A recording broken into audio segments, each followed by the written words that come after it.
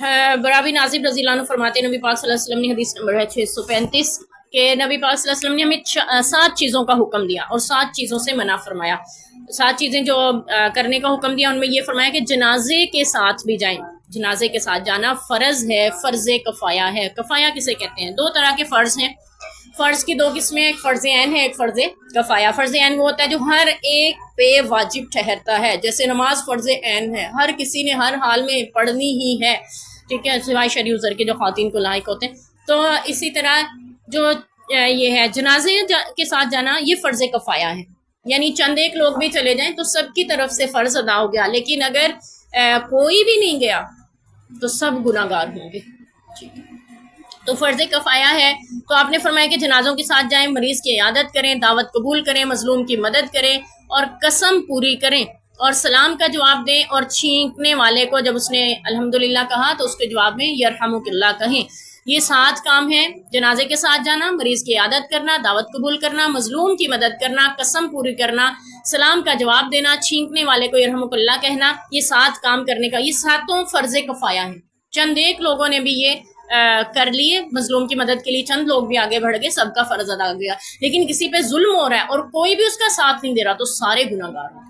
वो बस्ती वाले, वो मोहल्ले वाले जहाँ पे किसी पे जुल्म हो रहा है और कोई भी उसके लिए आगे नहीं बढ़ रहा उसको बचाने के लिए, उसकी मदद करने के लिए, तो सारा मोहल्ला, सारी बस्ती गुनाहगार होगी। हमें इस चीज़ का पता होना चाहिए। ये फ़र्ज़ कफ़ाया है, चंद एक लोग भी बचाने छुड़ाने या उसके लिए आवाज़ उठाने वाले हैं तो सबका फ़र्ज़ वो अदा कर रहे हैं। तो इसी तरह एक मजलिस में लोग बैठे हैं, किसी ने आके सलाम किया तो एक बंदे ने या कुछ ने भी जवाब दे दिया तो सबकी तरफ से फ़र्ज़ अदा हो गया। लेकिन अगर किसी ने भी जवाब नहीं दिया तो सारी मजलिस गुनाहगार हो गई।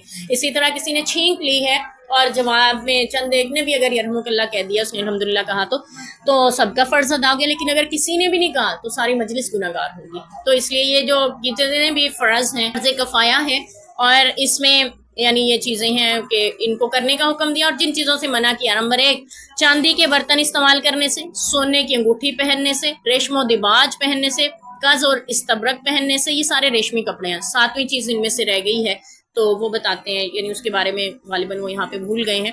तो फरमाते हैं कि वो उन बर्तनों के बारे में भी आपने इरशाद फरमाया था जिनमें शराब तैयार होती थी, उनके इस्तेमाल से भी नबी पाक ने उन बर्तनों को ही इस्तेमाल करने से मना कर दिया था। वैसे तो ये था ना कि वो हराम गोश्त एक बार पका हुआ था तो अपने फरमाया इसको गिरा दो, हांडियों को तोड़ दो। साहब ने अर्ज़ किया रसूल अल्लाह हांडियाँ धो लेते हैं, गोश्त गिरा देते हैं। आपने फरमाया हाँ धो लो। लेकिन शराब जिनमें बर्तनों में बनती है उन बर्तनों के इस्तेमाल से नबी पाक ने मना फरमा दिया। तो यहाँ पे चांदी के बर्तन इस्तेमाल करना और ये सोने की अंगूठी, रेशम, दिमाग, काज़ और इस्तबरक, ये मर्दों पे हराम है, औरतों के लिए इसकी इजाज़त है।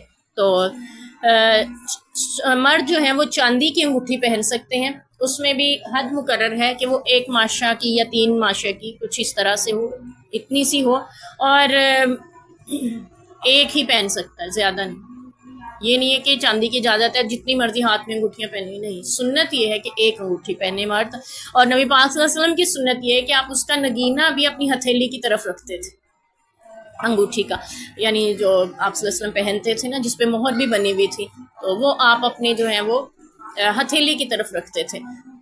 तो इसमें जनाजे के साथ जाने का हुक्म है, इसलिए किताबुल जनाइज़ में ये हदीस आई है।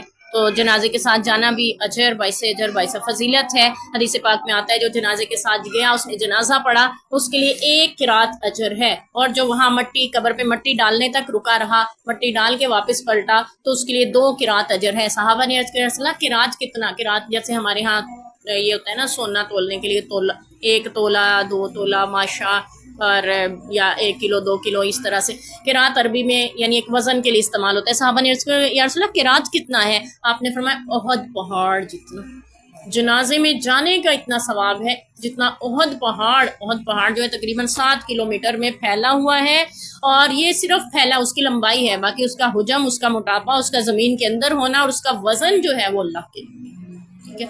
तो इतना सवाब है जनाजे के साथ जाने का। और मैयत को दफन करने के बाद उस पर मट्टी डालकर अगर वापस आप लौटे हैं तो 2 किरात, इससे दोहरा अजर आप पा लेते हैं। अल्लाह ताला में फजीलतें हासिल करने की तौफीक